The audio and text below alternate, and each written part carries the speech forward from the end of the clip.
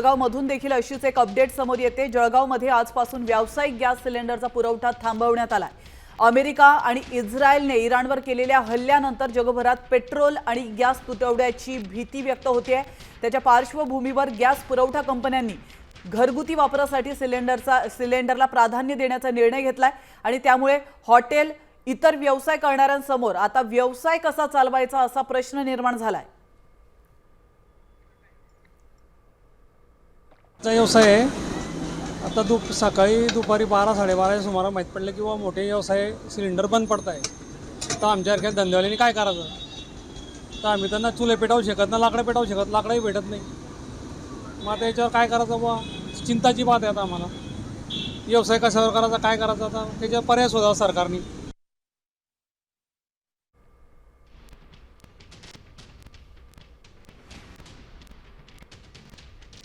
आपण पाहू शकतो जळगावमधली ही दृश्य आहे। जळगावमध्ये आता व्यावसायिक गॅस सिलेंडरचा पुरवठा बंद करण्यात आलेला आहे। त्यामुळे हॉटेल चालकांनी हॉटेल चालवायचं कसं हा प्रश्न त्यांच्यासमोर निर्माण झाला।